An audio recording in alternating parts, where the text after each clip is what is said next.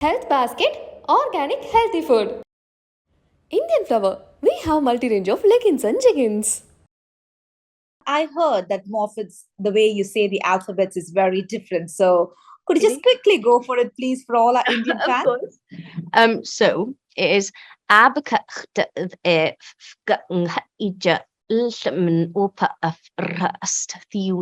Oh my God.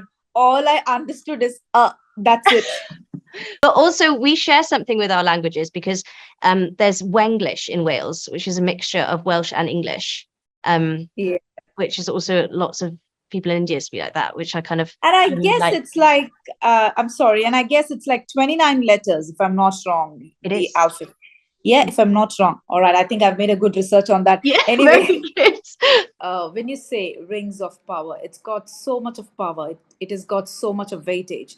So, how much did you prepare yourself, or there was any kind of inputs given by you on the creativity part? Yeah, the showrunners were very open to kind of thoughts from everybody, really, which was really great. And also, I think they were really happy to kind of discuss Tolkien's world and the lore of Tolkien over and over and over again. So there was kind of a continuing change of how things would be done, which was great. And I think also kind of it was a really collaborative process. We have a really big cast who were constantly talking and discussing about how things worked and why things happened, but also a crew that lots of them were involved in the films, lots of them were huge Tolkien fans themselves. So it was kind of a big melting pot of ideas and passions. Awesome. Thank you so much, Morfid. And next time, I hope I get a long time to chat with you. I Yes. hope you enjoyed the session. Thank you so much. Thank you very much. It's been one of such anticipated shows. So, how was it to work in such series? I want individual answers. That should be fine. An incredible privilege.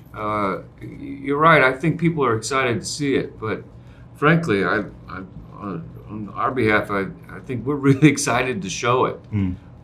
We enjoyed making it. We are proud of the work, and we really feel like we've shown Tolkien the respect that his work deserves, and people are going to get their hair blown back. All right. So, anyone else could? Yeah, it's been an immense privilege to be a part of this. This is a very rich tapestry that Tolkien has created, and it's been my honour to be asked to portray one of the characters in it, and to take an audience on a journey along with us. Yeah, life-changing, completely life-changing for so many reasons. It's been a gift and a hugely empowering moment for me, and I hope all of the fans. I'm just really excited and honoured to be a part of this moment. Incredibly special. I think everyone said it all. I have never worked on anything of this scale, and for me that meant working with a lot of people I incredibly admire, I really respect, all at the same time. It really felt like the best and brightest were all together working on something they truly loved. It was a privilege. As Sophia said, should be a life-changing moment for all of you because you've worked in such a series. So, what is that one thing you guys would like to take it or carry with you guys? Something you've learned from the series. What was that? For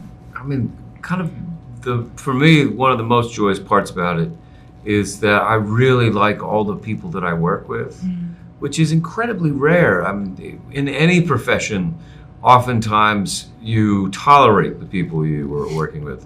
But I really not only respect and am inspired by my castmates, I find their company a complete joy.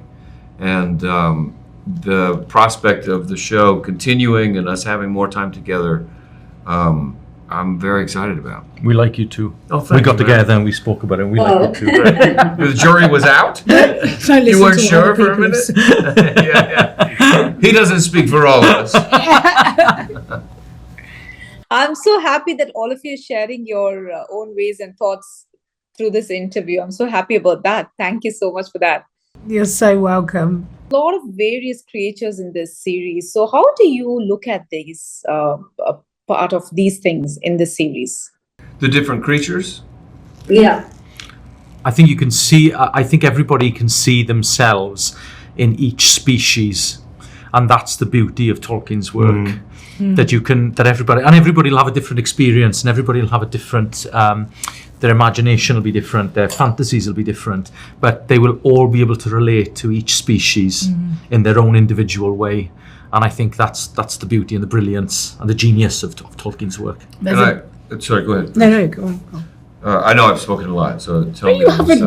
Go. Well, also, one of the things that I love about Tolkien, and is in keeping with your question, is that he also understood that a global society, a united society, is a healthy society. That in order for Middle Earth to overcome evil, these different realms have to celebrate their diversity, but also come together to be unified against evil.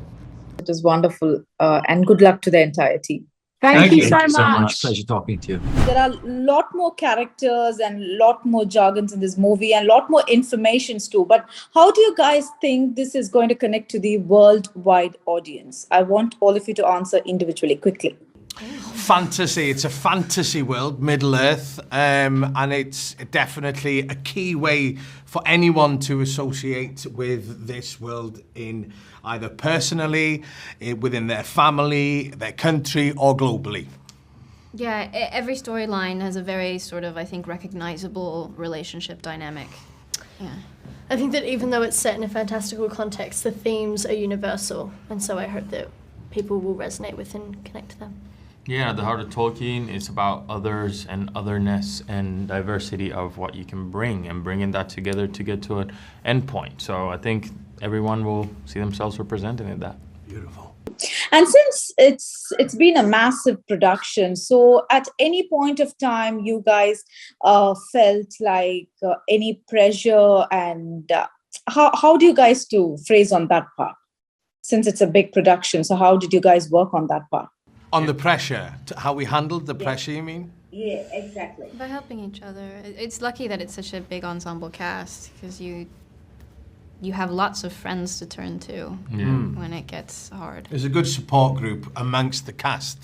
And then you can go even further with the crew and the costume and the makeup department. Everybody was there for each other. Sounds cliche, but it really was. It does sound cliche.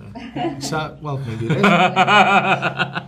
No, and also I think everyone, we talked about it a lot, that we focused on, what it helped was to focus on your character as well as like a singular thing, instead of thinking about the magnitude of the show and just trying to find the truth within our respective characters. And since you guys were explaining about the character, so I think all the actors' part is just to give the heart and soul to the character, and you got to give a life to every character. So what there's any particular scene you guys felt this was pretty hard to work on such emotions or anything like that? Could you just phrase that part? I mean, every scene is that brings a challenge. But what was refreshing, I think, with the scenes that I dealt with and the actors I was acting with was that we overcame those challenges. And actually, because it was a challenge, the result was better. It brought more friction, it brought more layers, and it was all deep and colourful. Yeah, You guys all go with the same answers, is it? Yeah, I mean, it's just, agreed. you said it so well. Yeah. Okay, so what is rings of power to all of you? In one word, quickly, rings of power to all of you. How do you define it? Epic. Resilience. Epic. Epic. You guys don't have an answer to it. You worked in the series. You're asking. Yeah, but that it's a question is very- hard. What does it mean to you?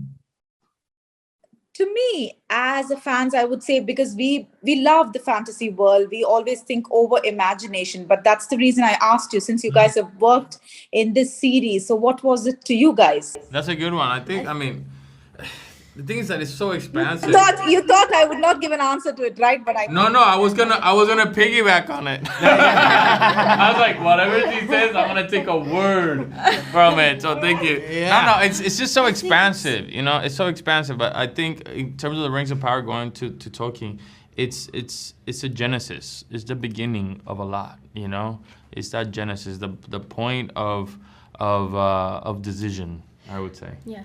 It's where realms intersect in some way, in shape or form, and so, yeah, I think it's difficult to find one word, because we're claiming this show so much, and there are loads of many different aspects to it. To choose one is like choosing your favorite child. Yeah, it's possible. Sorry. But I would end this conversation telling, I think in one word, it's you all, because you all have worked in the series. So well, you should have told us. You should have told us that from the beginning. You were holding that one. And that was 2 words. all right, okay, we'll put it to one word. Thank you so much. Y'all can say this vanakkam. This is Indian style vanakkam. Vanakkam. Vanakkam. Yeah. Thank you. Thank you.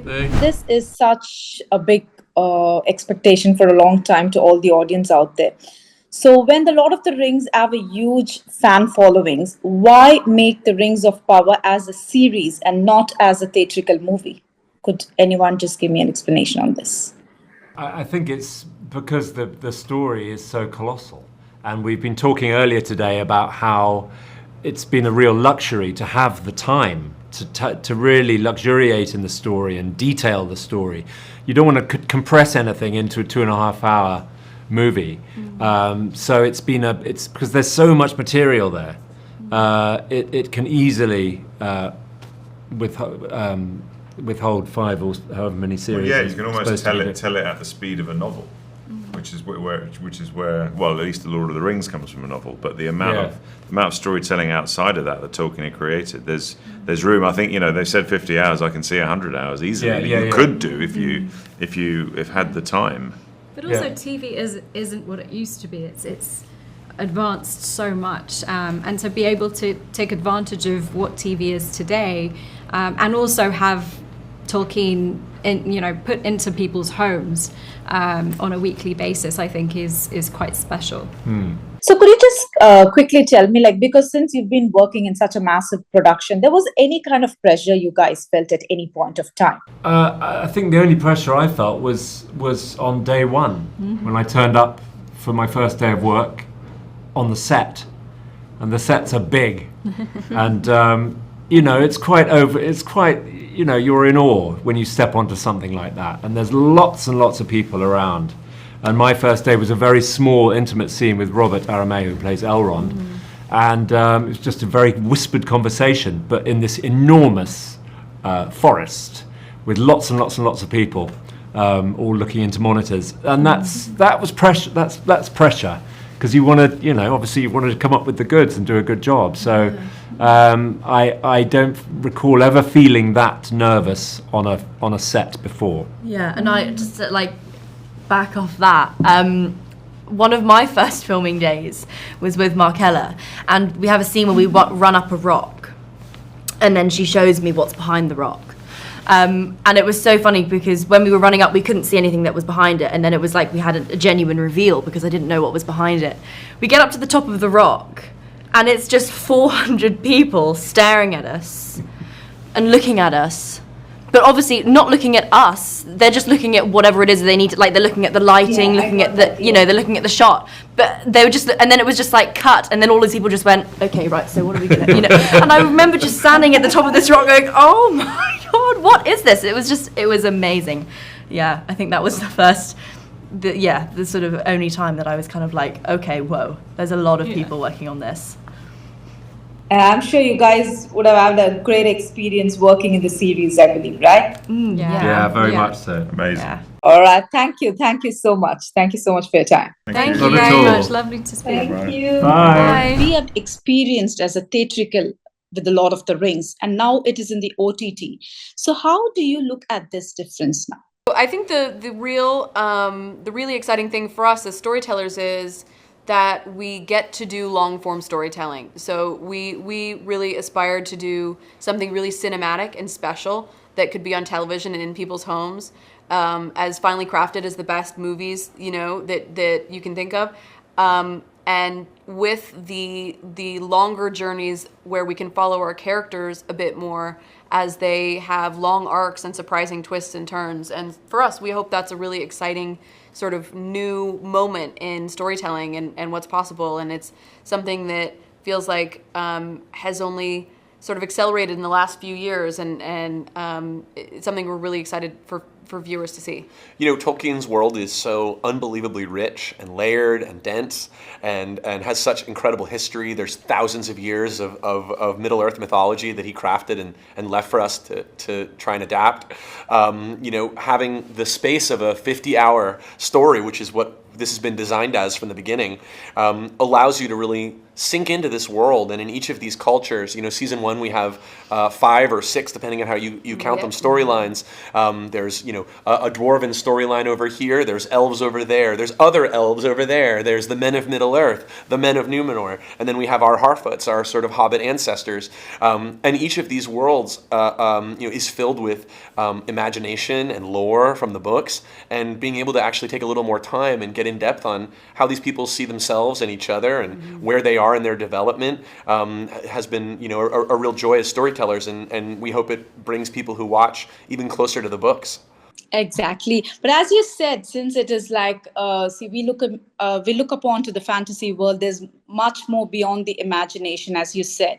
So every character's got to have his own life. So how much did you take an effort to put in every character? So could you just explain on that part? That's a really wonderful question. You know, so I think there's 2 categories of this here, where, you know, this is the second age of Middle-earth's history. It's thousands of years before Frodo and Gollum and the rest and their adventures. You know, and in that time, there's, you know, a number of canon characters that are going to appear in the show. In Numenor alone, you have, you know, Pharazôn and Queen Regent Muriel, played by the wonderfully talented Tristan Gravel and Cynthia Ade Robinson, respectively. You have Elendil, played by Lloyd Owen and his children, you know, played by wonderful actors, and those are, you know, complex characters in their own right. Isildur, his son, you know, will famously one day, you know, take the ring, and evil will survive. Anyone who has seen the Lord of the Rings films remembers that. But you know, in addition to those amazing canon characters we're bringing to the screen, there are other worlds that Tolkien left us that had not yet been populated, and so we were able to dive deep into the text and find clues as to what kind of people might have lived there, and find amazing actors to play these characters and bring them to life. But when I was looking at the trailer, what something came into my mind was like, I keep thinking this series might lean into depicting the events of the past before even narrating the narrative begins, I guess. That's what I felt like when I was watching at the trailer. So how would you like to phrase on this? So this story is set thousands of years before that adventure, but I think why we felt, and hopefully why Amazon felt, that, you know, there was a story worth telling here, hopefully in, you know, a way that's really memorable and vibrant and rich for viewers, is because the story of the Second Age really is its own complete arc and its own complete epic. That you don't have to come to it as a fan of the films or the books. If you've never watched Lord of the Rings before, or if you think you don't like Lord of the Rings, you know, hopefully this is a very accessible show for you, with real human drama that is, you know, hopefully timeless and relatable, like the stories we find in the books. That's how we've tried to approach it. But whether you're a super fan or totally new to the property, we hope the show is absolutely accessible to both of them. Health basket, organic healthy food. Indian Flower, we have multi-range of leggings and jeggings.